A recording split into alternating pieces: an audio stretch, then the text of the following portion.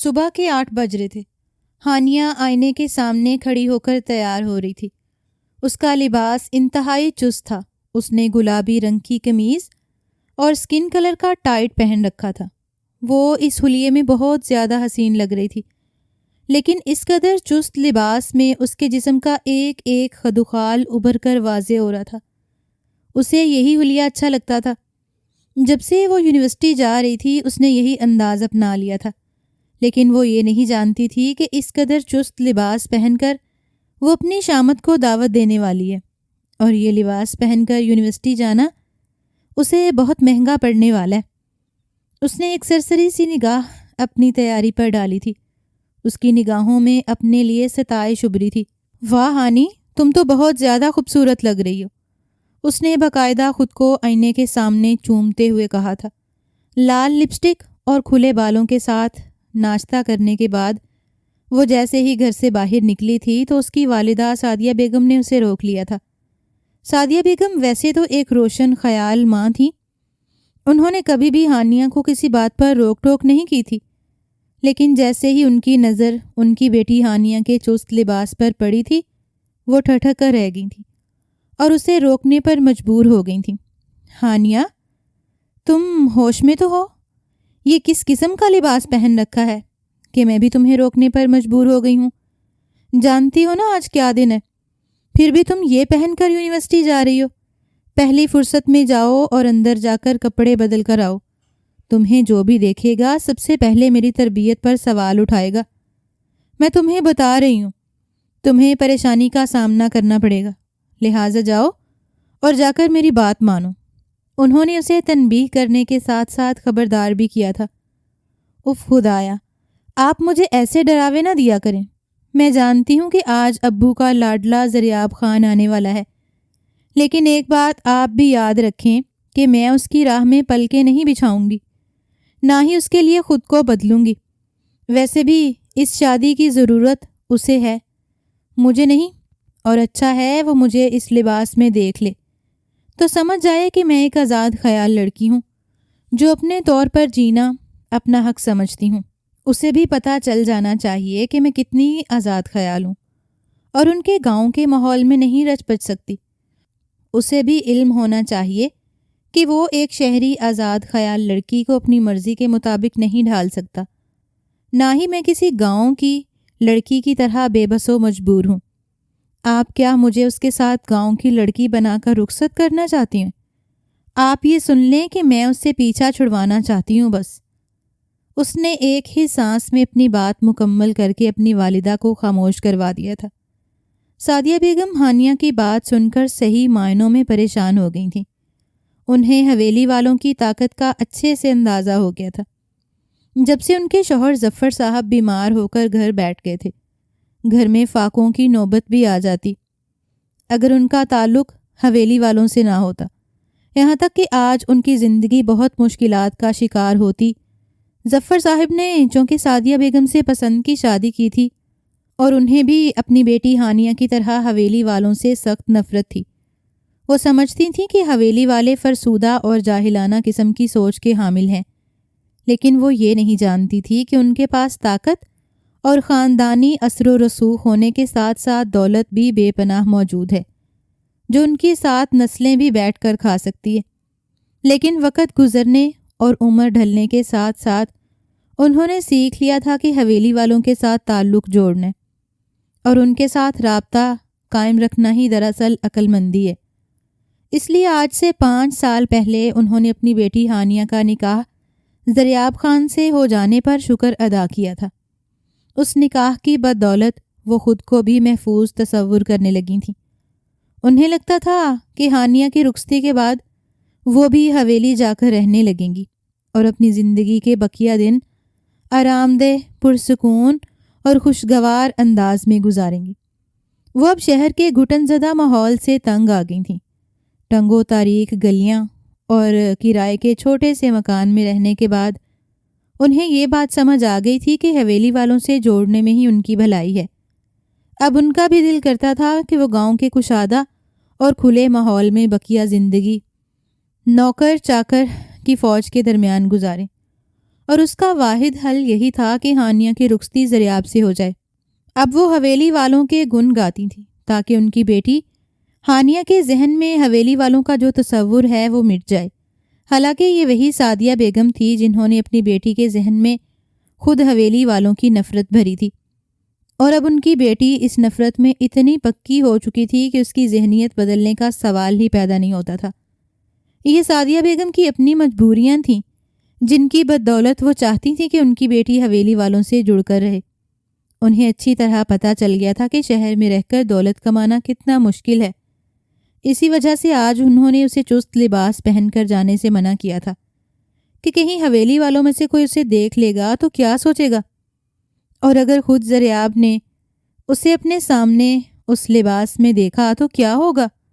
یہ سوچ ان کے ذہن میں آتے ہی انہیں بے چینی ہونے لگی۔ لیکن دوسری طرف بھی ان کی اپنی بیٹی ہانیہ تھی جو اتنی خود سر ہو چکی تھی کہ اس نے سعدیہ بیگم کی ایک نہ سنی تھی۔ سعدیہ بیگم مایوس سی ہو کر اندر آ گئیں اور سر جھٹک کر اپنے کاموں میں مشغول ہو گئیں۔ انہوں نے اپنے شوہر کو ناشتہ دینے کے بعد پورے گھر کی صفائی کی تھی۔ آج انہوں نے ایک کام اور یہ بھی کیا تھا کہ اپنی ایک خاص دوست کو کہلوا کر ایک باورچن جو کھانا پکانے میں اچھی طرح ماہر تھی اور ہر طرح کے کھانے پکانے میں طاق تھی، اسے بلوا لیا تھا تاکہ وہ ان کی مدد کروائے اور حویلی والوں پر ان کا ایک رعب ظاہر ہو۔ انہوں نے اس باورچن سے ہر طرح کے دیسی بد دیسی ولایتی کھانے بنوا لیے تھے اور کچھ فریج میں بھی رکھوا لیے تھے۔ ظہر کے بعد وہ نہا دھو کر خود بھی تیار ہو چکی تھی اور بار بار گھڑی کی طرف دیکھ رہی تھیں کہ ہانیہ ان کی کئی بار کی گئی تاکید کے باوجود اب تک گھر نہیں پہنچی تھی۔ موسم بھی ابر آلود تھا، بارش ہونے کے امکانات نظر آ رہے تھے۔ آسماں پر سیاہ بادل جا بجا بکھرے ہوئے تھے۔ ظفر صاحب بھی تیار ہو کر اب اپنے بھائی اور بابا سائیں کا انتظار کر رہے تھے۔ وہ اپنے بابا سائیں سے بہت زیادہ شرمندہ تھے۔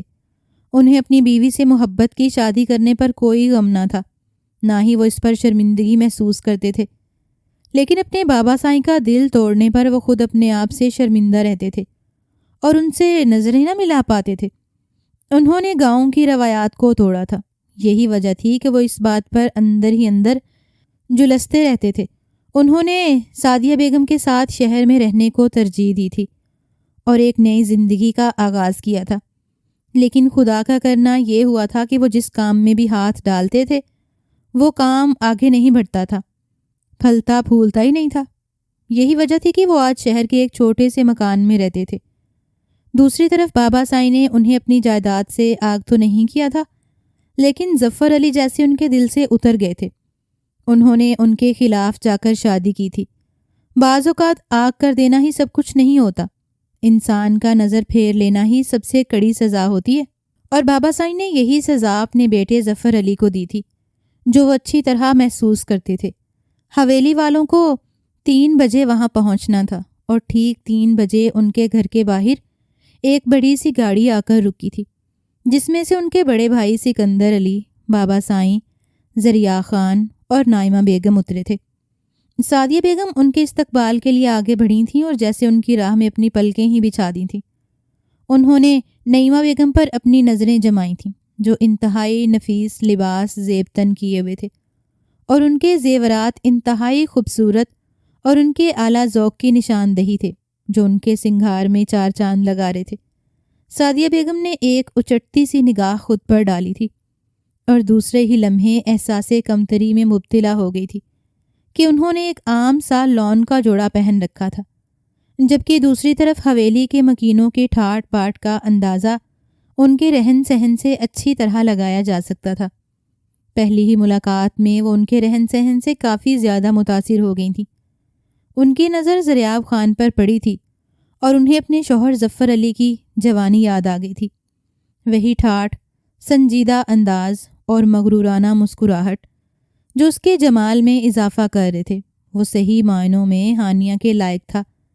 لیکن دوسری طرف ہانیہ کو کون سمجھائے کہ جو کسی طور پر بھی کسی گاؤں کے لڑکے سے شادی کرنے پر تیار نہیں تھی۔ اسے تو شہر کے آزاد خیال لڑکے پسند تھے جن کے چہرے پر مردانگی کا کوئی شعبہ تک نہیں تھا۔ اسے شہر کے روشن آزاد خیال اور کلین شیو یونیورسٹی کے لڑکے پسند تھے، جن کی وہ کھلے عام اپنی والدہ کے سامنے تعریف کیا کرتی تھیں۔ تو سعدیہ بیگم کا دل بے حد خفا ہوتا تھا۔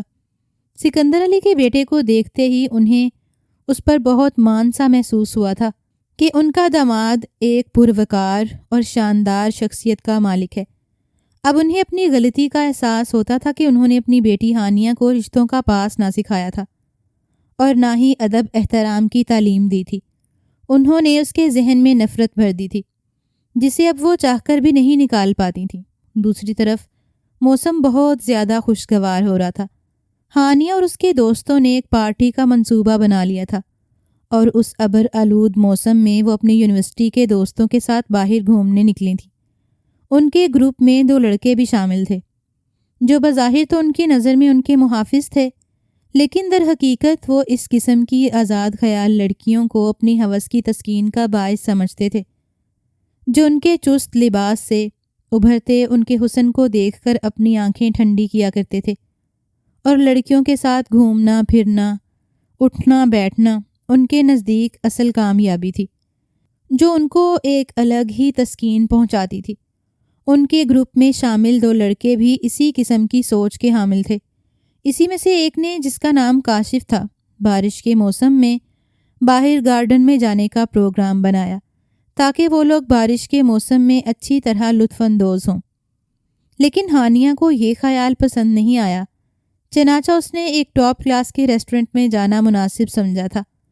آج ویسے بھی اس کے پاس اچھے خاصے پیسے موجود تھے، جو اس کی ماں نے اسے ڈھنگ کے کپڑے خریدنے کے لیے دیے تھے، لیکن اس کے نزدیک اس کا یہی لباس انتہائی معقول اور مناسب تھا جو آج اس نے زیب تن کیے ہوئے تھا۔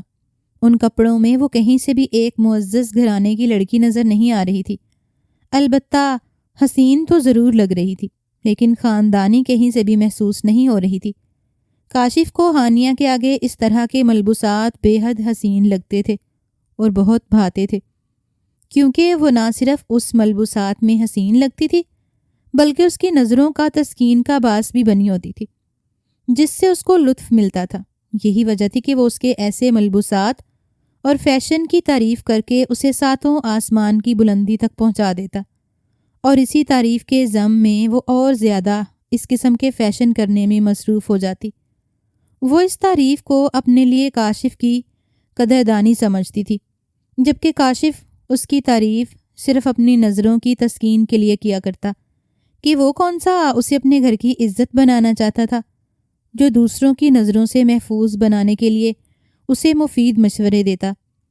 لیکن ہانیہ اس کی تعریف کو اپنا حق سمجھ کر وصول کرتی اور پہلے سے زیادہ بولڈ قسم کے فیشن کرنے کے طریقے اپناتی۔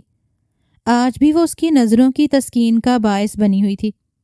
یہی وجہ تھی کہ اس نے بارش کے موسم میں باہر جانے کا منصوبہ بنایا تھا۔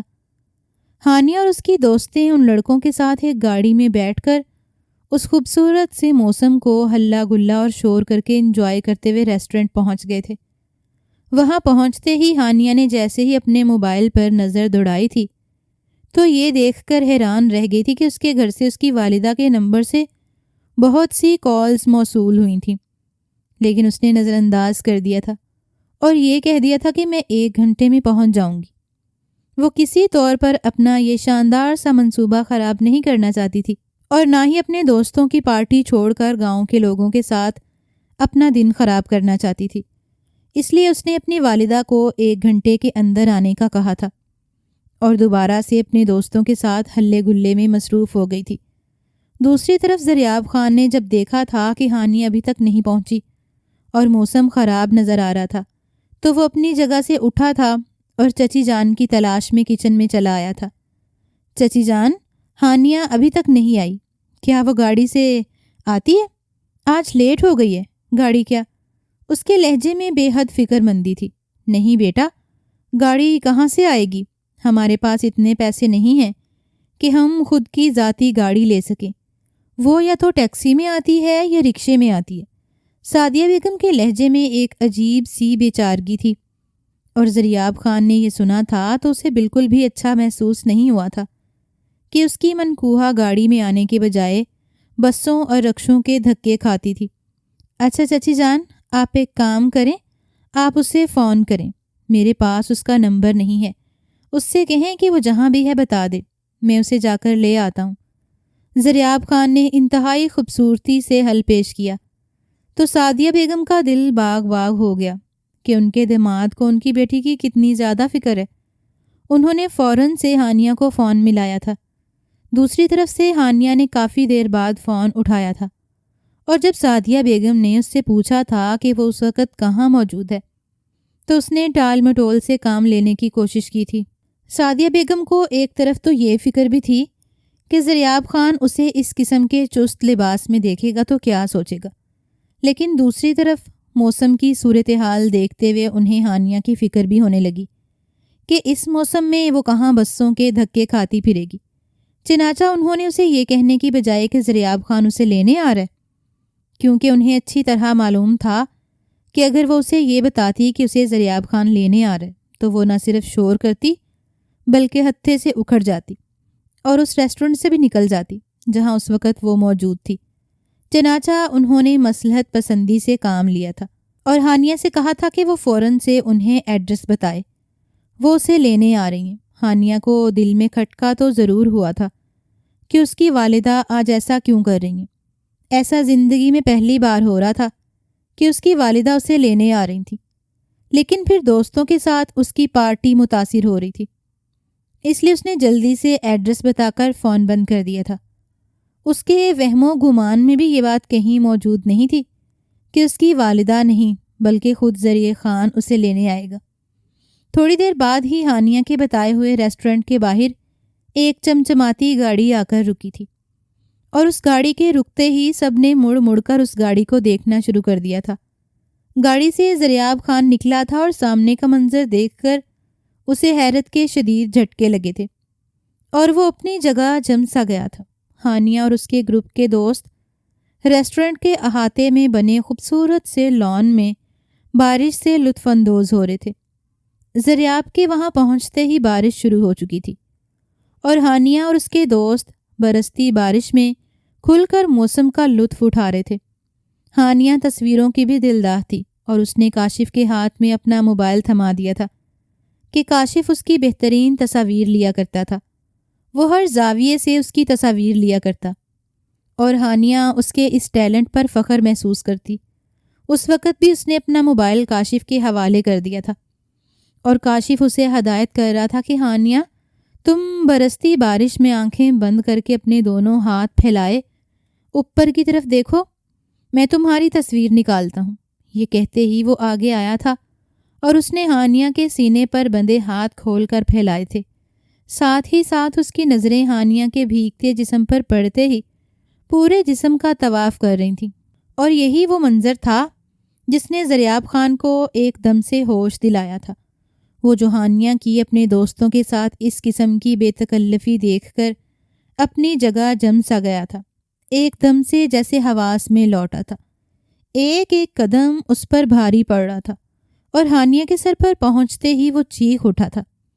اس نے سب سے پہلے کاشف کے ہاتھ سے موبائل لے کر ایک طرف اچھال دیا تھا۔ کیا بدتمیزی ہے، کون ہو تم؟ کاشف کو اس اجنبی کی بدتمیزی بالکل پسند نہیں آئی تھی جس نے اسے ہانیہ کے جسم سے لطف اندوز ہونے میں رکاوٹ ڈال دی تھی۔ یہ کیا تماشا لگا کے رکھا ہے ہانیہ تم نے؟ کہیں سے بھی ایک عزت دار گھرانے کی لڑکی نہیں لگ رہی ہو، اور یہ سب کون ہے؟ وہ اب ہانیہ کی طرف انگلی اٹھا کر اسے خبردار کرنے کے ساتھ ساتھ ان تمام دوستوں کے بارے میں پوچھ رہا تھا۔ ہانیہ نے اسے وہاں دیکھ کر شدید حیران ہو گئی تھی، لیکن اگلے ہی لمحے وہ اس کے قریب آئی تھی اور دبے دبے سے انداز میں چلاتے ہوئے اس نے کہا تھا، زریاب تم یہاں تماشا نہ لگاؤ اور اپنی جاہلانہ حرکتوں سے میری بے عزتی نہ کرواؤ۔ بے عزتی تو تم ہمارے خاندان کی کر رہی ہو۔ معزز گھرانوں کی لڑکیاں ایسے حلیوں میں ہرگز گھر سے باہر نہیں جاتی۔ کیا تم نے انہیں نہیں بتایا کہ میں کون ہوتا ہوں یہ سارے حق رکھنے والا؟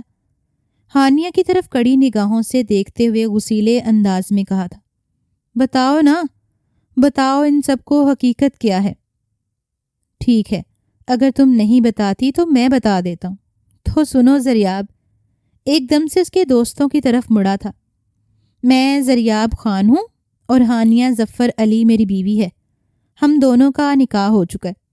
اس نے ہانیہ کے دوستوں پر ایک دھماکہ سا کیا تھا اور سب حیرانگی سے منہ کھولے ہانیہ کی طرف دیکھ رہے تھے، جو اب سر جھکائے شرمندہ سی زمین میں نظریں گاڑے ہوئے تھی کہ اس کا سچ کھل گیا تھا۔ دوسری طرف اس کے دوست ہانیہ اور اس کے شوہر کو دیکھ کر حیران ہونے کے ساتھ ساتھ بے حد مایوس بھی ہوئے تھے کہ ہانیہ تو بہت زیادہ ماڈرن خیالات کی حامل تھی، اور کہاں اس کا شوہر جو اسے سب کے سامنے اس قسم کے لباس پہننے پر ڈانٹ رہا تھا۔ گھر چلو تم۔ اس نے ہانیہ کو تقریباً گھسیٹتے ہوئے وہاں سے نکال کر اپنی گاڑی میں دھکا دیا تھا اور زور سے دروازہ بند کر دیا تھا۔ حلیہ دیکھو اپنا، مجھے تمہیں دیکھ کر شرم آ رہی ہے، کیا تمہیں خود سے شرم نہیں آ رہی؟ وہ اس کے اس قدر چست لباس پر ایک نظر ڈالنے کے بعد دوسری نظر نہیں ڈال سکا تھا اور اپنی نظریں چرا لی تھیں۔ وہ اس کا شوہر ہونے کے باوجود بھی اس قسم کی گستاخی کا سوچ بھی نہیں سکتا تھا، لیکن وہ اس قسم کا لباس پہن کر اپنے دوستوں کے ساتھ بارش میں بھیگنے میں مصروف تھی، اور یہ خیال اس کے ذہن میں آتے ہی اسے پہلے سے زیادہ غصہ آنے لگا تھا۔ یہ میری زندگی ہے اور میں جس طرح چاہے اسے گزاروں، وہ اسے کہنا چاہتی تھی، لیکن اس کا فون بج اٹھا تھا، اور دوسری طرف سعدیہ بیگم تھی جو اس کی روتے ہوئے منت سماجت کر رہی تھی کہ ہانیہ اپنا منہ بند رکھنا اور کچھ بھی نہ کہنا، میری اور میرے بابا کی عزت تمہارے ہاتھ میں ہے۔ ہانیہ نے بیزاری سے فون ایک طرف ڈال دیا تھا اور بیک ویور میں نظر پڑتے ہی وہ خود سے نظریں چرانے پر مجبور ہو گئی تھی کہ اس کے جسم پر اس کا لباس بالکل چپک سا گیا تھا۔ اب وہ اپنے ہاتھوں سے اپنے آپ کو ڈھکنے لگی تھی کہ دوپٹہ تو اس کے پاس موجود ہی نہیں تھا۔ کم سے کم دوپٹہ ہی پہن لو، یوں خود کو اور مجھے رسوا نہ کرو۔ زریاب خان کی آواز میں ایک درد سا تھا۔ اسے ہرگز بھی اندازہ نہیں تھا کہ اس کی منکوہا اس قسم کے لباس کی نہ صرف دلدا ہے بلکہ اپنا شوق بھی پورا کرتی ہے۔ میرے پاس کوئی دوپٹہ نہیں ہے۔ ہانیہ کی شرمندہ اور دبی دبی آواز پر زریاب خان نے گاڑی کی پچھلی سیٹ پر پڑی شال اٹھا کر اسے دی تھی، اور ہانیہ نے فوراً سے اسے خود پر لپیٹ لیا تھا۔ یہ شال تمہیں گھر سے نکلتے وقت لینی چاہیے تھی، لیکن کمال ہے اپنے شوہر کے سامنے خود کو شال میں لپیٹ رہی ہو اور دنیا کے سامنے کھلے ڈلے لباس میں گھوم رہی تھی۔ آپ فری ہیں تمہاری منافقت پر۔ بہت خوب۔ اب زریاب خان کا غصہ طنز و طانے میں بدل چکا تھا اور وہ اسے خوب لان تان کر رہا تھا۔ گھر پہنچتے ہی وہ غصے سے گاڑی میں اترا تھا، اسے بھی کھینچ کر نکالا تھا اور تقریباً گھسیٹتے ہوئے اسے بابا جان کے سامنے کھڑا کیا تھا۔ دیکھ لیں آپ اس کے انداز و اطوار، کس قسم کا لباس پہن کر یہ گھر سے نکلی ہے، مجھے شرم آ گئی ہے۔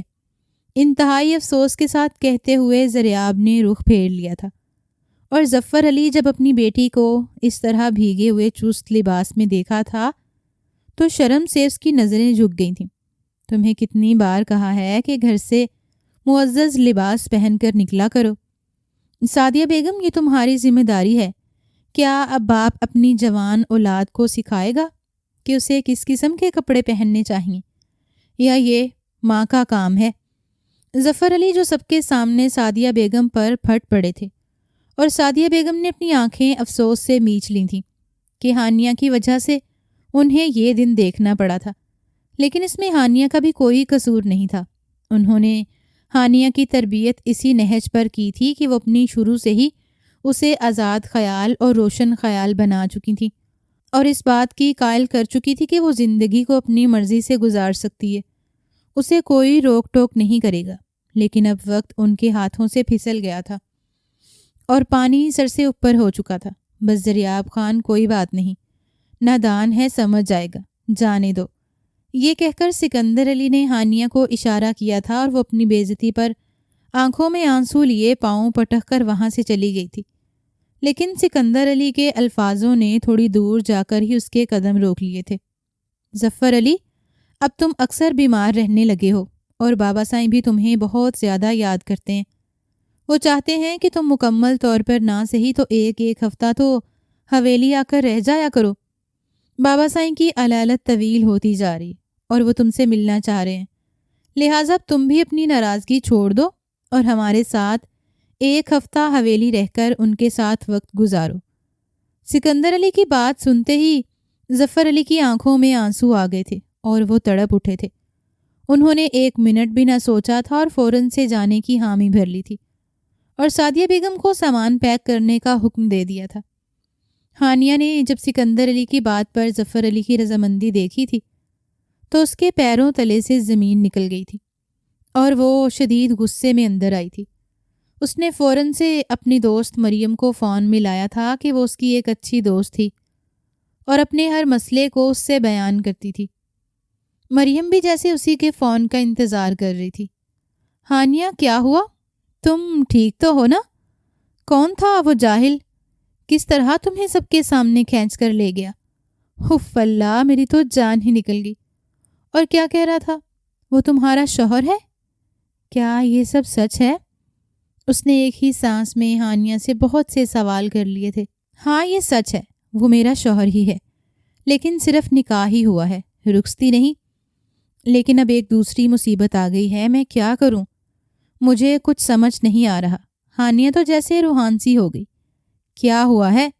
بتاؤ گی تو پتہ چلے گا نا۔ مریم بھی شدید تجسس کا شکار ہو چکی تھی۔ امی اور ابو نے حویلی جانے کا فیصلہ کر لیا اور ظاہر ہے مجھے بھی ساتھ لے جائیں گے، لیکن میں کسی قیمت پر اس جاہل کے ساتھ حویلی نہیں جا سکتی۔ کچھ کرو، کوئی آئیڈیا دو، ورنہ مجھے ایسا لگتا ہے کہ میرا سانس نکل جائے گا۔ وہ مضطرب سے انداز میں یہاں سے وہاں کمرے میں ٹہل کر مریم سے کوئی راستہ پوچھ رہی تھی۔ میرے پاس ایک آئیڈیا ہے، تم میرے پاس ہاسٹل آ جانا، میں صبح تمہیں پک کر لوں گی، وہاں 1 ہفتہ رہ لینا، کسی کو پتہ نہیں چلے گا اور تم اپنے والدین کو مت بتانا۔ ویسے بھی وہ جاہل تم پر بہت زیادہ حق جما رہا تھا، وہاں جا کر رہو گی تو تمہیں دبا کر ہی رکھے گا، کوئی ضرورت نہیں ہے وہاں جانے کی۔ مریم نے اسے جیسے راہ دکھائی تھی اور ہانیہ کے دل میں ٹھنڈ پڑ گئی تھی۔ اس نے اپنے والدین میں سے کسی کو بھی بتانا مناسب نہیں سمجھا تھا۔ البتہ وہ اپنے کمرے میں ایک کاغذ پر لکھ کر گئی تھی کہ وہ ان کے ساتھ حویلی نہیں جا سکتی، اس کے پیپرز ہونے والے ہیں، اس لیے وہ صبح ہی مریم کے ساتھ ہاسٹل چلی گئی اور وہاں جا کر اس کے ساتھ رہے گی اور گروپ سٹڈی کرے گی۔ سعدیہ بیگم نے جب اس کے کمرے میں کاغذ پر لکھے الفاظ پڑھے تھے تو اپنی جگہ جم سی گئی تھیں، وہ بری طرح پھنس گئی تھیں۔ اگر وہ اس کے امتحان کا کہتی تو ظفر علی ان پر برس پڑتے کہ انہوں نے اسے کیسے ہاسٹل جانے دیا، اور اگر وہ یہ کہتی کہ ہانیہ انہیں بتائے بغیر ہاسٹل چلی گئی ہے تو دوسری طرف سے سکندر علی اور نائمہ بیگم کی جانب سے ان کی تربیت پر سوال اٹھایا جاتا کہ انہوں نے اپنی بیٹی کو کس طرح شتر بے مہار چھوڑ رکھا ہے، وہ ان کی اجازت کے بغیر ہاسٹل چلی گئی۔ دونوں صورتوں میں انہیں مشکل کا سامنا ہوگا، یہ سوچ کر ہی ان کا دل پھٹنے لگا تھا۔ انہوں نے فوراً سے کاغذ موڑ کر دراز میں رکھ دیا تھا اور باہر نکل کر سب کو ناشتہ دینے لگی تھیں۔ چچی جان، ہانیہ کہاں ہے؟ وہ ہمارے ساتھ حویلی نہیں جائے گی کیا؟ زریاب کے سوال سے وہ بچنا چاہتی تھیں، لیکن اب وہ ان کے سامنے کھڑا سینے پر بازو لپیٹے ہانیہ کے متعلق پوچھ رہا تھا۔ بیٹا، وہ اپنی دوست کے پاس ہاسٹل میں گروپ سٹڈی کرنے چلی گئی ہے، اس نے مجھے بتایا تھا، لیکن میرے ذہن سے نکل گیا، اسے ہماری حویلی جانے کا نہیں بتایا تھا، اس وجہ سے وہ نکل گئیں۔ کوئی بات نہیں، ہم چلے جاتے ہیں، وہ یہاں رہ لے گی۔ سعدیہ بیگم نے بہانہ کرتے ہوئے بات کو سنبھالنے کی کوشش کی تھی، لیکن دوسری طرف بھی زریاب تھا، وہ ان 2 دنوں میں ہانیہ کی ہٹ دھرمی کو اچھی طرح جان گیا تھا۔ کوئی بات نہیں چچی جان، ہم ابھی اسے ہاسٹل جا کر بتا دیتے ہیں، وہاں سے پک کر لیتے ہیں، ویسے بھی حویلی میں ہم اس سے کوئی کام تھوڑی کروائیں گے کہ جو اپنی پڑھائی نہیں کر سکے گی، اور بابا سائیں کی خواہش ہے کہ وہ ہانیہ سے ملنا چاہتے تھے، اس لیے اسے لے جانا بے حد ضروری ہے۔ کیوں ابا جان، میں ٹھیک کہہ رہا ہوں نا؟ اس نے بات کرنے کے ساتھ ساتھ سکندر علی سے تائید چاہی تھی، اور سکندر علی کے سر ہلانے پر سعدیہ بیگم کے ہوش اڑ گئے تھے۔ انہوں نے ڈرتے ڈرتے زریاب کو ایڈریس بتا دیا تھا اور وہ اپنی گاڑی لے کر اس کے ہاسٹل کے باہر پہنچ گیا تھا۔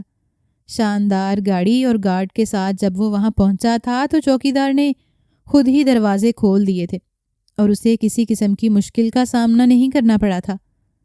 وارڈن کے پاس آ کر اس نے جو سوچا تھا وہی کہہ دیا تھا۔ یہاں میری مس ہانیہ رہتی ہیں۔ ان کا ایڈمیشن نہیں ہے، لیکن اپنی دوست مریم کے ساتھ یہاں 1 ہفتے کے لیے رہنے آئی ہیں۔ میں انہیں لینے آیا ہوں، آپ پلیز انہیں بلوا دیجیے۔ ایک شان سے کہتے ہوئے اس نے باہر کی طرف قدم بڑھا دیے تھے، اور وارڈن تو اس کی بات سنتے ہی اپنی جگہ اچھل ہی پڑی تھی۔ انہوں نے فوراً سے مریم کو طلب کیا تھا اور اسے خوب ڈانٹ پلائی تھی کہ وہ یہ کیا کھیل کھیل رہی ہے۔ وہ کس کی اجازت کے بغیر کیسے ایک لڑکی کو اپنے روم میں رکھ سکتی ہے؟ انہوں نے مریم کو ہاسٹل سے دربدر ہونے کی سزا سنائی تھی، اور اس بات سے ڈر کر مریم نے فوراً سے ان سے معذرت کی تھی، اور کمرے میں آ کر ہانیہ کے سر پر تو جیسے بم ہی پھوڑ دیا تھا۔ دیکھو ہانیہ، میں نے تو تمہارا بھلا ہی سوچا تھا، لیکن زریاب خان کے پہنچ بہت زیادہ بلند ہے۔ وہ یہاں تک پہنچ گیا، اب اس سے آگے میں تمہاری مدد نہیں کر سکتی۔ خود میرا ہاسٹل میں رہنا مشکل ہو گیا۔ I am sorry. اس نے جیسے ہانیہ کو یہاں سے چلے جانے کی نوید سنا دی تھی، اور ہانیہ ویسے بھی مریم کو مزید مشکل میں نہیں ڈالنا چاہتی تھی، اس لیے اس نے اپنا سامان انتہائی برے دل کے ساتھ دوبارہ بیگ میں ڈالا تھا اور شکستہ قدموں کے ساتھ باہر آ گئی تھی۔ وہاں زریاب خان چہرے پر سن گلاسز لگائے، سینے پر بازو لپیٹے اسے ہاسٹل سے باہر نکلتا دیکھ رہا تھا۔ ہانیہ کو تو لگا تھا جیسے وہ اس کی بارات لے کر وہاں آیا ہو اور ہاسٹل والے زبردستی اسے رخصت کر رہے ہوں۔ وہ منہ پھلاتے ہوئے گاڑی میں بیٹھ گئی تھی، اور زریاب خان نے گاڑی منزل کی جانب ڈال دی تھی۔ کم سے کم اپنے والدین کا ہی خیال کر لیا کرو کہ تمہاری وجہ سے انہیں کتنی شرمندگی اٹھانی پڑ رہی ہے۔ زریاب خان سے رہا نہ گیا تھا، اور اس نے ہانیہ کو کھری کھری سنائی تھی۔ وہ اچھی طرح جان گیا تھا کہ یہ سب حویلی نہ جانے کا ایک بہانہ تھا۔ یہ میری زندگی ہے، اور اس کا فیصلہ بھی میں ہی کروں گی۔ میں جس طرح رہوں، جس طرح اٹھوں بیٹھوں کھاؤں پیوں، آپ کو اس میں مداخلت کرنے کا کوئی حق نہیں ہے۔ ہانیہ جیسے پھٹ ہی پڑی تھی۔ اسے ہاسٹل سے حویلی جانے کا غم بھلائے نہیں جا رہا تھا۔ حق کی بات تو تم رہنے ہی دو۔ اگر میں اپنا حق جتانے پر آ گیا تو تم اپنا منہ چھپاتی پھرو گی۔ زریاب بھی کہاں ہار ماننے والا تھا۔ میرے نزدیک اس نکاح کی کوئی اہمیت نہیں ہے۔ میں نے صرف گھر والوں کے دباؤ میں آ کر یہ نکاح کیا ہے۔ ہانیہ نے سچائی اگلتی تھی۔ تمہارے نزدیک اہمیت ہو نہ ہو، لیکن یہ رشتہ تو ہمارے درمیان موجود ہے، چاہے تم انکار کرو یا اقرار کرو۔ زریاب بھی دل جلانے والی مسکراہٹ چہرے پر سجائے دو بدو کسے جواب دے رہا تھا، اور ہانیہ اسے دیکھ کر رہ گئی تھی۔ سارا راستہ ایک دوسرے کو اسی طرح بڑھ چڑھ کر جواب دیتے ان کی منزل آ گئی تھی۔ بابا صاحب، میں آپ کی چہیتی کو آپ سے ملوانے لے آیا ہوں، لیکن اسے سمجھا دیں کہ زندگی کو اب میرے طور طریقے سے گزارنا سیکھ لے، ورنہ مجھ سے برا کوئی نہیں ہوگا۔ زریاب کا غصہ سارے راستے کسی طور ختم ہونے کا نام نہیں لے رہا تھا۔ حویلی پہنچتے ہی اس نے بابا سائیں سے ہانیہ کی شکایت کر دی تھی۔ کیا ہو گیا ہے زریاب؟ وہ ایک شہری لڑکی ہے، اب سارے طور طریقے تمہیں ہی سکھانے۔ ویسے بھی اچھا ہے، یہاں رہے گی تو سب سیکھ جائے گی۔ وہ ہنستے ہوئے ہانیہ کے سر پر شفقت سے ہاتھ رکھ کر کہہ رہے تھے، اور ہانیہ تو جیسے اپنی جگہ سے ہلنا ہی بھول گئی تھی۔ اب یہ حویلی آ ہی گئی ہے تو اسے اپنے گھر کی زینت ہی بنا لو۔ اب سے تمہارے ساتھ رہے گی، اسے طور طریقے سکھاؤ، سب سیکھ جائے گی۔ کیوں ہانیہ بیٹا؟ اور ہانیہ تو بالکل گمسم سی ہو کر بابا سائیں کو دیکھ رہی تھی۔ آج زندگی اسے سرپرائز پر سرپرائز دے رہی تھی، اور وہ ہونک بنی اس سرپرائز کو وصول کر رہی تھی۔ ویسے تو میں چاہتا تھا کہ تم دونوں کی شادی دھوم دھام سے ہو، لیکن ہمارے مرشد کا انتقال ہو گیا ہے، اس لیے ہم چاہتے ہیں کہ سادگی سے رخصتی کر دی جائے اور ہانیہ اس حویلی کا حصہ بن جائے۔ کیوں ظفر علی ٹھیک کہہ رہا ہوں میں؟ بابا صاحب ظفر علی کے آنے پر انتہائی چہک رہے تھے۔ کافی عرصے بعد وہ اپنے اس بیٹے سے ملے تھے، اس لیے وہ چاہتے تھے کہ ان کے بیٹے کی نشانی بھی یہیں اس حویلی کا حصہ بن جائے اور وہ اسے دیکھ دیکھ کر جیتے رہیں۔ لیکن ہانیہ پر تو یہ خبر بجلی بن کر گری تھی۔ وہ اسی وقت اٹھی اور سعدیہ بیگم کے کمرے کی طرف شکستہ قدموں سے بڑھنے لگی۔ وہ یہ سوچ سوچ کر ہی ہلکان ہو رہی تھی کہ وہ زریاب جیسے جاہل اور غصیلے شخص کے ساتھ کیسے رہے گی، جس کا غصہ ہر وقت ناک پر ہی موجود رہتا ہے۔ آج پہلی بار ہانیہ کی آنکھوں میں صاف شکست دکھائی دے رہی تھی۔ تم یہاں کیا کر رہی ہو؟ جاؤ اپنے کمرے میں۔ سعدیہ بیگم اسے وہاں دیکھ کر ایک دم سے غصے میں آ گئی تھی۔ کیا کہہ رہی ہیں آپ؟ ہانیہ جانتی ہوئی انجان بنی۔ خدا کے لیے ہمیں اور رسوا مت کرو۔ اب اور کتنا ہمیں ذلت سے دو چار کرو گی؟ زریاب کا کمرہ ہی اب تمہارا کمرہ، بھلے ہی تمہاری رخصتی روایتی انداز سے ہٹ کر ہوئی ہے، لیکن اب تم اس کی بیوی بن گئی ہو۔ جاؤ اس کے کمرے میں۔ سعدیہ بیگم نے اس کے آگے ہاتھ جوڑ دیے تھے۔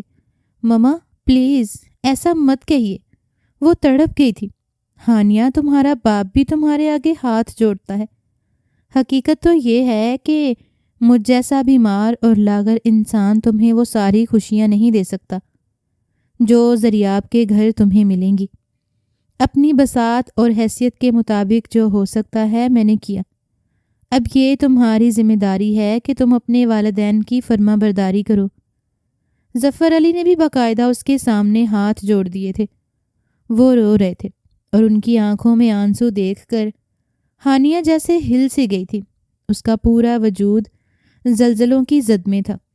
اس نے فوراً سے آگے بڑھ کر اپنے والدین کے ہاتھ نیچے کر دیے تھے اور ان کے گلے لگ کر رو دی تھی۔ ایک طرف تو ان سے جدائی کا غم تھا اور دوسری طرف اندر ہی اندر اسے یہ پریشانی تھی کہ وہ تو زریاب کو اتنی زیادہ بدتمیزی اور بدتہذیبی دکھا چکی، اب وہ اس کے ساتھ کیا سلوک کرے گا؟ بکھرے اور لرزتے قدموں کے ساتھ وہ زریاب کے کمرے میں چلی آئی تھی۔ زریاب وہاں پہلے سے موجود تھا اور اسے اندر آتا دیکھ اپنی جگہ پر ہی بیٹھا رہا تھا۔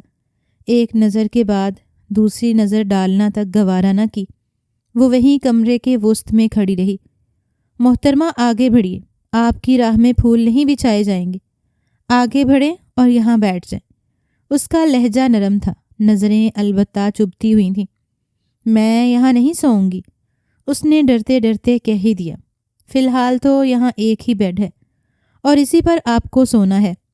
اگر اس صوفے پر نیند آ جاتی ہے تو قسمت ہے آپ کی۔ انتہائی بے رخی سے کہتے ہوئے وہ لیٹ گیا تھا اور آنکھوں پر بازو رکھ لیے تھے۔ سنو، لائٹ بند کر دینا، روشنی میں مجھے نیند نہیں آتی۔ اس نے ساتھ ہی ساتھ کروٹ بھی بدل دی تھی۔ ہانیہ اس کے اس رویے پر حیران رہ گئی تھی۔ وہ تو کچھ اور ہی توقع کیے ہوئے تھی کہ آج وہ ساری بدتمیزیوں کا حساب برابر کرے گا اور اپنی ساری وحشتیں اس کے اندر انڈھیل دے گا، اسے درد کی اذیت تک پہنچا دے گا، کیونکہ اس کے ذہن میں زریاب خان کا ایسا ہی خاکہ موجود تھا جیسا اس نے تصور کیا تھا۔ لیکن یہاں تو سب کچھ الٹ ہوا تھا۔ اس کی طرف سے بے فکری اور بے رخی اختیار کیے ہوئے تھا۔ اس پر ایک نظر بھی ڈالنا گوارا نہ کیا تھا۔ وہ اب کافی پرسکون ہو چکی تھی اور وہیں صوفے پر سو گئی تھی۔ صبح اس کی آنکھ کھلی تو اس نے دیکھا تھا کہ صبح کے 5 بج رہے تھے اور زریاب بالکل فریش ہو کر کہیں جانے کی تیاری کر رہا تھا۔ وہ فون پر کسی سے باتیں کر رہا تھا اور کہہ رہا تھا کہ ہاں میں زمینوں کا حساب کرنے کے لیے پہنچ رہا ہوں، جو بھی نقصان ہوگا میں دیکھ لوں گا۔ تب اسے پہلی بار احساس ہوا تھا کہ زریاب خان تو اس نے ایسا سوچا تھا وہ اس سے بالکل ہی متضاد شخصیت کا حامل تھا۔ وہ انتہائی ذمہ داری سے وقت پر اٹھ کر زمینوں کے حساب کے لیے جا رہا تھا، جبکہ ہانیہ کو تو لگتا تھا کہ وہ صرف پلنگ پر بیٹھ کر روٹی توڑنے والے انسانوں میں سے ہے۔ وہ چلا گیا تھا۔ ہانیہ کا غصہ ابھی بھی کم نہیں ہوا تھا۔ وہ ایسے کیسے اس کی رضامندی کے بغیر اس کی رخصتی کر سکتے تھے؟ اسی بات کا غم لے کر وہ فریش ہونے اور ناشتہ کرنے کے بعد باہر آئی تھی۔ اس وقت 10 بج رہے تھے۔ اس کی والدہ نے اس سے کل رات کے متعلق پوچھا تھا۔ وہ اس بات کا مطلب اچھی طرح سمجھ گئی تھی کہ وہ کیا کہنا چاہ رہی ہیں۔ خدا کے لیے امی مجھے معاف کر دیں، میں نے اس کے ساتھ کمرہ تو شیئر کر لیے، لیکن اپنا آپ اس جیسے جاہل گنوار اور اچٹ کو کیسے سونپ دوں؟ مجھے اسے دیکھ کر ہی خوف آتا ہے۔ مونچھیں دیکھیں کتنی گھنی ہیں، جیسے کبھی زندگی میں نہ تراشی ہوں۔ وہ اپنی دھن میں نہ جانے کیا کچھ کہہ رہی تھی۔ اسی وقت عین اسے خود کے پیچھے ہی کسی کی موجودگی کا احساس ہوا تھا۔ مڑ کر دیکھتے ہی اوسان خطا ہوئے تھے۔ آپ یہاں؟ اس کے الفاظ اس کے منہ میں ہی رہ گئے تھے۔ زریاب خان نے سینے پر بازو لپیٹے کڑی نگاہوں سے اس کی طرف دیکھا تھا اور کچھ بھی کہے بغیر وہاں سے چلا گیا تھا۔ تم ہماری ناک کٹواؤ گی لڑکی؟ سعدیہ بیگم نے افسوس سے سر ہلایا تھا اور ہانیہ وہیں اپنی جگہ جم سی گئی تھی۔ اس نے اب اپنا سر ہی پیٹ لیا تھا۔ اس کے جرائم میں ایک اور جرم کا اضافہ ہوا تھا۔ اب وہ کیا کرے گی؟ یہ سوچ کر ہی وہ اپنے کمرے میں جانے کی بجائے سعدیہ بیگم کے پاس ہی سارا دن رہی تھی۔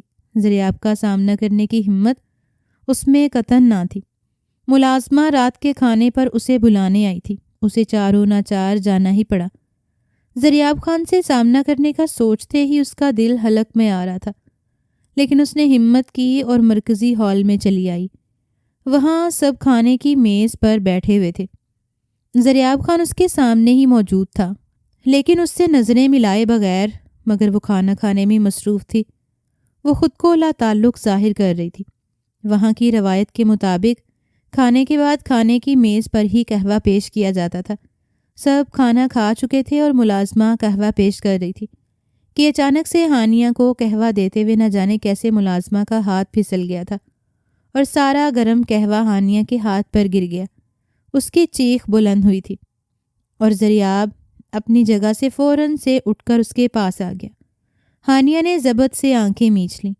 زریاب نے اگلے ہی لمحے وہاں پڑے ٹھنڈے پانی کا جگ اٹھایا تھا اور ہانیہ کا ہاتھ پکڑ کر اس جگ کے اندر ڈال دیا تھا۔ ایک دم سے جیسے اسے سکون سا محسوس ہوا تھا، اور جیسے ہی اس نے آنکھیں کھول لی تھیں تو سامنے کا منظر دیکھ کر اسے خود ہی اپنی بصارت پر یقین نہیں آیا تھا۔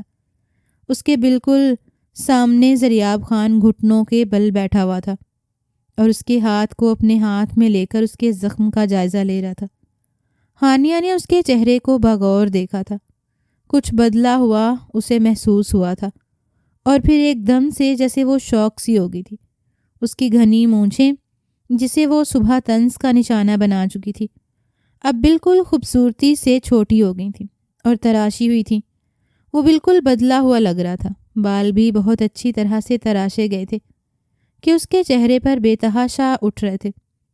اس کی شاندار شخصیت ایک الگ ہی رخ اختیار کیے ہوئے تھی۔ ہانیہ تو جیسے اس کی شخصیت میں کھو سی ہی گئی تھی اور یک ٹک اسے دیکھ رہی تھی۔ تم ٹھیک ہو؟ زریاب کی آواز پر وہ جیسے ہوش میں آئی تھی۔ جی میں بالکل ٹھیک ہوں۔ اس نے نظریں جھکا لی تھیں، پلکیں لرز رہی تھیں۔ کمرے میں چلو، میں تمہیں دوائی لگا دیتا ہوں۔ زریاب خان کے چہرے پر فکر مندی ظاہر دکھائی دے رہی تھی اور ہانیہ کے دل میں ہلچل سی مچی تھی۔ اس کی سوچ کے زاویے یکدم ہی تبدیل ہوئے تھے اور اس کے دل نے فوراً سے زریاب خان کی آواز پر لبیک کہا تھا۔ اس کے دماغ نے اسے سمجھایا تھا کہ تم کیوں خواہ کی لڑائی مول لینا چاہتی ہو؟ وہ اتنے خوبصورت دل کا مالک ہے، اور تمہاری لاکھ بدتمیزی اور بد تہذیبی سہنے کے بعد بھی ایک لفظ بھی تمہیں نہیں کہا، پھر بھی تم اسے برا بھلا کہے جا رہی ہو۔ تم دل کی آواز پر لبیک کہو اور اسے اپنے جیون ساتھی کے روپ میں قبول کر لو۔ ہانیہ کی تو اب دنیا ہی بدل چکی تھی۔ وہ زریاب خان کے کہنے پر اس کے پیچھے چل دی تھی اور کمرے میں آتے ہی ایک اور سرپرائز اس کا منتظر تھا۔ وہ آج اسے حیران کرنے پر تلا ہوا تھا۔ کمرہ انتہائی خوبصورتی سے سجایا ہوا تھا۔ پردے نئے لگائے گئے تھے، تھوڑی بہت سیٹنگ بھی چینج کی گئی تھی، فرنیچر بھی نیا نیا لگ رہا تھا، اور تو اور پلنگ پر پھولوں کی پتیاں بھی بکھری ہوئی تھیں۔ ہانیہ زریاب کو دیکھ کر رہ گئی تھی اور وہ بس اس کے زخم کی فکر مندی میں فرسٹ ایڈ باکس ڈھونڈ رہا تھا۔ فرسٹ ایڈ باکس ملتے ہی اس نے سرعت سے مرہم اس کے ہاتھ پر لگا دیا تھا۔ اپنا ہاتھ زیادہ پانی میں مت ڈالنا، بار بار یہ مرہم لگاتی رہو گی تو ٹھیک ہو جائے گا۔ اس نے انتہائی نرمی سے اسے ہدایت کی تھی۔ ہانیہ کا دل چاہا کہ وہ اس سے معافی مانگ لے اور اس سے کہے کہ سارے اختلافات بھلا کر وہ اس کے ساتھ ایک خوشگوار زندگی گزارنا چاہتی ہے۔ زریاب خان نے اپنے عمل سے اس کے دل میں جگہ بنا لی تھی۔ اس کی طرف پیش قدمی کرنا چاہتی تھی، اپنی غلطیوں کا اعتراف کرنا چاہتی تھی، لیکن زریاب خان نہ جانے کیوں اسے سنجیدہ سا لگ رہا تھا۔ دوسری طرف زریاب خان اچھے طریقے سے جان گیا تھا کہ اس کے ایک چھوٹے سے عمل نے ہانیہ کے دل میں اس کے لیے موجود نفرت کی دیوار گرا دی ہے اور محبت کا بیج اس نے بو دیا، لیکن وہ اچانک سے سارے فاصلے چست لگا کر طے نہیں کرنا چاہتا تھا۔ اسی طرح اسے حیران کر کے، اسے خود کی محبت میں اچھی طرح گرفتار کر کے پھر اس پر اپنا حق جمانا چاہتا تھا۔ اسی لیے زریاب خان نے اس سے مزید بات چیت کیے بغیر سونے کا ارادہ کیا تھا اور حسب معمول لائٹ بند کرنے کا کہہ کر کروٹ بدل لی تھی۔ ہانیہ نے اسے یوں سوتے دیکھا تو دل میں عجیب سا احساس ہوا تھا، کہیں یہ مجھ سے ناراض تو نہیں؟ اس نے خود کلامی کی اور اندھیرے میں بھی نظریں زریاب خان کے چہرے کا طواف کر رہی تھیں۔ اس کے والدین کا فیصلہ بالکل درست ثابت ہوا تھا۔ زریاب خان ہی اسے اب دنیا بھر کی خوشیاں دے سکتا تھا، اسی لیے وہ اسے صلح کرنے کا مشورہ دے رہی تھی۔ لیکن وہ اپنی انا میں زریاب خان کی اچھائیاں دیکھنا ہی بھول گئی تھی، اور آج اس نے اپنے عمل سے اپنی اچھائیاں ہانیہ پر ثابت کر دی تھی۔ آج وہ پہلی بار میٹھی نیند سوئی تھی اور صوفے پر سونے کے بجائے زریاب خان کے برابر میں ہی سوئی تھی۔ صبح جب زریاب خان کی آنکھ کھلی تھی تو ہانیہ کو اپنے بستر پر سوتا دیکھ کر اس کے چہرے پر ایک خوشگوار سی مسکراہٹ کھل اٹھی تھی، اور وہ سمجھ گیا تھا کہ ہانیہ اب جلد اس رشتے کو قبول کر لے گی۔ لیکن اسے ہانیہ کی طرف سے اس قدر جلد پیش قدمی کی توقع نہیں تھی۔ اس کے دل پر چھایا بوجھ ایک دم سے ہلکا ہو گیا تھا، اور وہ صبح ہی صبح زمینوں کے حساب کے لیے ایک بار پھر سے روانہ ہو گیا تھا۔ صبح ہانیہ کی آنکھ کھلی تو وہاں بستر پر زریاب موجود نہیں تھا۔ اسے ایک دم سے ایسا لگا جیسے اس کی دنیا اندھیری ہو گئی ہے۔ وہ برے موڈ کے ساتھ اٹھی، فریش ہونے چل دی۔ آج نہ جانے کیوں صبح اٹھتے ہی اس کی آنکھوں نے زریاب کے دیدار کی خواہش کی تھی، لیکن اب تو وہاں زریاب موجود ہی نہیں تھا۔ کوئی بات نہیں، وہ جلد آ جائیں گے۔ آج میں ایک کام کرتی ہوں، ان کے لیے اچھے طریقے سے تیار ہوتی ہوں، تاکہ ان کا دل بھی میرے لیے اسی طرح سے ہو جیسے میں ان کے لیے مچل رہی ہوں۔ یہ سوچتے ہی اس نے اپنی الماری سے خوبصورت گلابی رنگ کا جوڑا نکالا تھا، جس پر سنہری رنگ کا کام ہوا تھا۔ وہ ایک مکمل لباس تھا، گلابی اور سنہری رنگ کا امتزاج اس کی خوبصورتی کے ساتھ بہت خوب جھچ رہا تھا اور چار چاند لگا رہا تھا۔ وہ آج پہلی بار زریاب کے لیے پورے دل سے تیار ہوئی تھی۔ ہم رنگ جیولری پہن کر انتہائی خوبصورتی کے ساتھ میک اپ کر کے تیار ہوئی تھی۔ آج صحیح معنوں میں اپنا آپ اسے سہاگن محسوس ہوا تھا۔ وہ بہت حسین لگ رہی تھی۔ اسے پکا یقین تھا کہ آج وہ ضرور اپنے حسن کی بنا پر زریاب کا دل جیت لے گی۔ اس نے کمرے سے باہر قدم رکھا تھا۔ سب سے پہلے حیرانی سعدیہ بیگم کو ہی تھی، لیکن حیران ہونے کو ساتھ ساتھ وہ خوش بھی ہوئی تھی۔ اللہ تم دونوں کی جوڑی اس طرح سلامت رکھے۔ وہ اسے خوش دلی سے تیار ہوتا دیکھ کر سمجھ گئی تھی کہ زریاب نے اس کے دل میں جگہ بنا لی ہے۔ ہانیہ نے بھی پہلی بار ان کی اس دعا پر آمین کہا تھا اور بالکل بھی غصہ نہ ہوئی تھی۔ دن بھر اس کی متلاشی نگاہیں زریاب کو ڈھونڈ رہی تھیں، لیکن وہ اسے کہیں بھی نظر نہیں آیا تھا۔ وہ اپنی ساس نعیمہ بیگم کے پاس چلی آئی تھیں۔ باتوں ہی باتوں میں اس نے زریاب کے متعلق پوچھا تھا۔ نعیمہ بیگم نے اسے بتایا تھا کہ زمینوں کے اہم معاملات کی وجہ سے بس صبح سویرے ہی روانہ ہو گیا۔ تم شاید سو رہی ہوگی تو تمہیں جگانا مناسب نہیں سمجھا ہوگا۔ وہ بھی اسے بہو کے روپ میں قبول کر چکی تھیں۔ وہ ویسے بھی خوبصورت تھی، اس کی نادانی کو انہوں نے معاف کر دیا تھا، اسی لیے وہ اسے اچھے سے پیش آ رہی تھیں اور اسے سہاگن کی طرح تیار دیکھ کر انہیں خوشی ہوئی تھی۔ لیکن ہانیہ کا دل مرجھا سا گیا تھا۔ اس کی ساس نے اسے بتایا تھا کہ وہ صبح سویرے ایمرجنسی میں گیا، شاید آج گھر واپس نہ بھی آئے، فون کر کے بتا دے گا۔ لیکن اس کی تسلی کسی طور نہیں ہو رہی تھی۔ وہ تو اس کی توجہ حاصل کرنے کے لیے انتہائی دل لگا کر تیار ہوئی تھی۔ اس کا دل بدل چکا تھا، اور کل والے واقعے کے بعد سے تو اسے ایسے لگ رہا تھا جیسے اس نے زریاب کے ساتھ بہت کچھ غلط کیے۔ اسی بات کا ازالہ کرنے کے لیے آج اس نے خاص طور پر تیاری کی تھی۔ لیکن صبح سے شام ہونے والی تھی، اب تو اس کا دل بجھ سا گیا تھا۔ وہ پوری حویلی کا دورہ کر چکی تھی، ہر جگہ دیکھ چکی تھی، لیکن اسے زریاب اب کہیں بھی نظر نہیں آیا۔ اب تو وہ کسی سے پوچھ کر اپنے دیوانہ ہونے کا شک بھی نہیں دینا چاہتی تھی، اس لیے خاموشی سے اپنے کمرے میں چلی آئی تھی۔ کمرے میں آتے ہی جیسے اسے اپنی قسمت پر ڈھیروں رونا آیا تھا۔ جب سب کچھ غلط ہو رہا تھا تب ذریعہ بالکل سامنے ہی موجود ہوتا تھا، لیکن اب جب وہ کچھ اچھا کرنے جا رہی تھی تو اسے صبح سے دکھائی نہیں دیا تھا۔ اس کے دل میں عجیب سی بے چینی چھائی ہوئی تھی اور اچانک ہی اس بے چینی کی جگہ غصے نے لے لی تھی۔ کمرے میں آتے ہی اس نے اپنے زیورات نوچ کر اتار کر ڈریسنگ ٹیبل پر پھینک دیے تھے۔ صبح سے ان کا انتظار کر کر کے تھک کر چور ہو گئی، لیکن انہیں تو جیسے میری کسی جذبے کا کوئی احساس ہی نہیں۔ اس نے آئینے میں خود کو دیکھتے ہوئے خود کلامی کی تھی۔ وہ بلا شبہ حسین لگ رہی تھی، لیکن اس کے حسن میں حزن بھی ملا ہوا تھا۔ ذریعہ کی غیر موجودگی اسے کھائے جا رہی تھی۔ اس کی آنکھوں میں خود بخود آنسو تیرنے لگے تھے اور آنسوؤں سے سامنے کا منظر دھندلا سا گیا تھا۔ اچانک سے اسے کسی کی قربت کا شدت سے احساس ہوا تھا۔ یہ جانی پہچانی خوشبو ہو نہ ہو ذریعہ کی ہی تھی۔ ذریعہ نے کمرے میں داخل ہوتے ہوئے اس کی گفتگو سن لی تھی اور آگے بڑھ کر اسے کمرے کے پاس سے بازوؤں سے تنگ گھیرے میں قید کر لیا تھا۔ تم سے کس نے کہا کہ میں تمہارے جذبوں سے نا واقف ہوں؟ وہ جیسے برف کی ہو گئی تھی۔ اس نے آئینے میں نظریں اٹھا کر دیکھی تھیں۔ ذریعہ نے اسے اپنی قربت کا فرحت بخش احساس بخشا تھا۔ ایک دم سے اس کی پلکوں میں حیا کا بھونچال آیا تھا۔ اس نے فوراً سے نظریں جھکا لی تھیں۔ مجھے میری والدہ نے بتا دیا تھا کہ میری سہاگن میرا انتظار کر رہی ہے، اس لیے میں سارے کام ختم کر کے جلدی سے تمہارے پاس آ گیا تاکہ تم میرے مزید انتظار نہ کرنا پڑے۔ وہ اس کے بالکل کان کے پاس سرگوشی کر رہا تھا اور اس کی نرم گرم سی مدہوش سانسیں ہانیہ کو ارد گرد سے بیگانہ کر رہی تھیں۔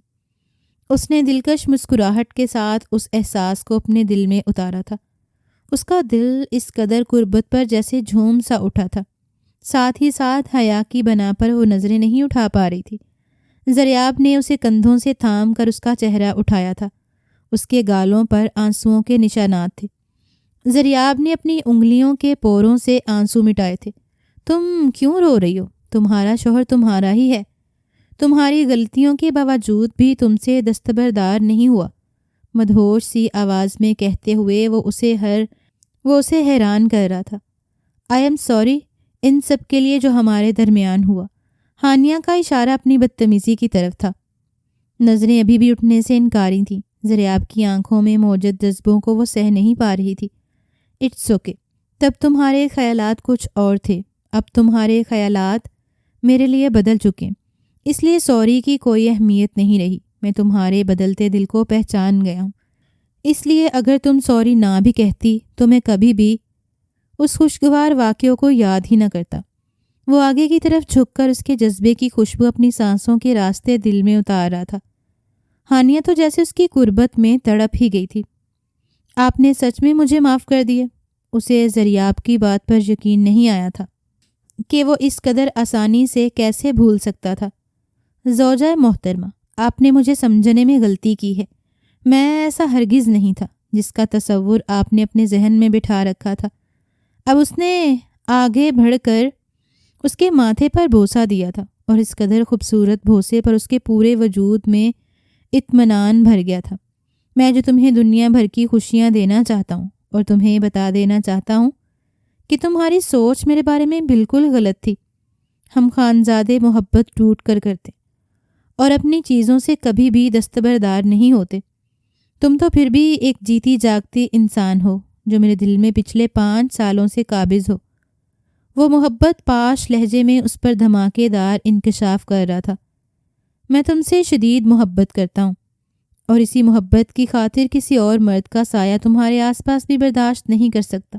اسی وجہ سے تمہیں ڈانٹ دیا تھا، لیکن اس کا مطلب یہ نہیں تھا کہ میں جاہل اور گنوار تھا۔ اب وہ باقاعدہ اس کے دونوں ہاتھ اپنے ہاتھوں میں تھام کر باری باری انہیں چوم رہا تھا اور اپنی آنکھوں سے لگا رہا تھا۔ ہانیہ کی آنکھوں سے تشکر کے مارے سیلے رواں جاری ہو گیا تھا۔ اوہو، کیوں سمندر بہا رہی ہو؟ اپنے اتنی خوبصورت آنکھوں کو رونے کی زحمت دے رہی ہو؟ وہ اب اس کی دونوں آنکھوں کو چوم رہا تھا اور ہانیہ کا دل چاہ رہا تھا کہ وہ اپنے رب کے آگے سجدے میں گر جائے کہ اس نے اس کے لیے کس قدر خوبصورت انسان چنا تھا۔